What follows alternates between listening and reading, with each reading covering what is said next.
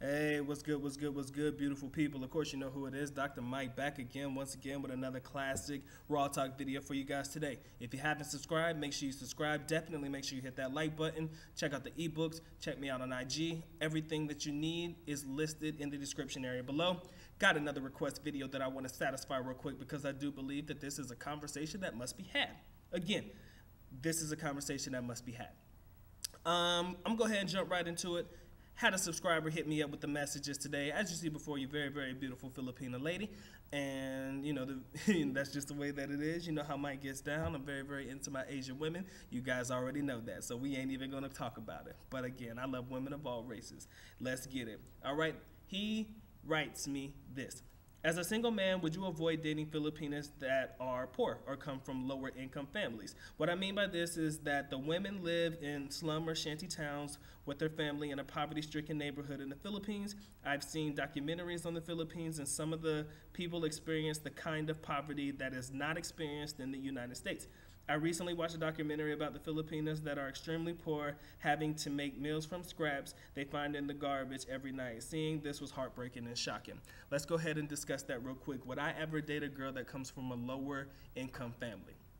To be honest with you, I do not believe that there is any difference whether that girl comes from a lower income family or somebody that comes from the middle class or from the upper class. And I say that because if a woman's going to try to scam you, they're just going to try to scam you. If a woman's going to try to take advantage of you, they're going to try to take advantage of you. But what I have noticed is that dating women from these lower income families, to me, I would be skeptical on whether that girl is in the relationship because she actually loves me or if she's in the relationship for the simple fact of what I can do for her. That would be my only skepticism about that particular relationship. Are you with it because you want to be with me, or are you with it because of what I can possibly do for you? Now again, middle class doesn't matter. They may be with you because of what they can get out of it. It just doesn't matter. But when you deal with women that are coming from these dire restraints, they will do absolutely anything to get themselves and their families out of it, i.e. marry a foreigner that has money so that the foreigner can help support the family. You know, you just never know.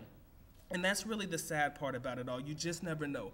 All I can do and all I can recommend is you read between the lines in the situation. If it's a girl that you want to be with and you don't mind taking care of things like that, by all means, do it. If that's you, you do you, all right? He also continues on by saying, is it a bad thing if you are in a relationship with a Filipina and she has a strong desire to go to the United States? I've expressed my concern about the strong possibility of women from a third world country relocating to the United States and changing due to the feminist agenda that is permeating the country. And this is the reason why I would prefer to live in the Philippines if I met a woman over there. So would I.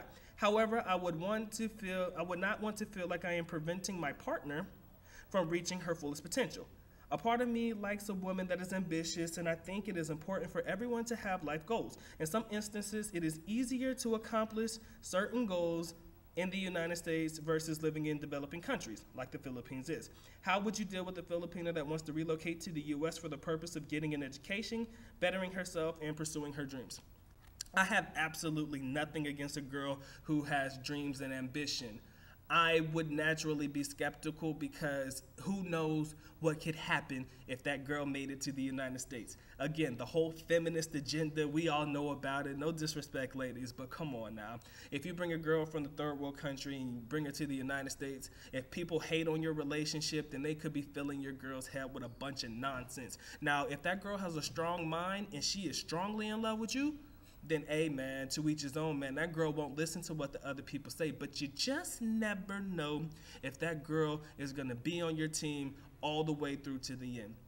I personally say you have to be in a relationship with your girl for a significant amount of time so that you can read between the lines and know that this girl will be with you to the end, regardless of the BS, regardless of what everybody else says. You have to be able to know that. It's hard to know that all the time, but you have to be able to know that. And I think that if you're with her for a strong period of time, you'll be able to make those assumptions. Now, a girl can be with you and then flip the switch on you quickly. You just never know, guys. So you ultimately have to read between the lines and make that decision for yourself. Personally, for me, if I could live in the Philippines long term with my girl, that works better for me. And I'm trying to make sure that happens, that I can stay in the Philippines and we can both flourish while we're in the Philippines. But should a situation come up where we are allowed to go to the United States, I would not want to stunt her growth and her ambition to want to better herself. So again, to make that decision, you really have to look at your girl and know that your girl is going to be with you until the end. She has to want to be around.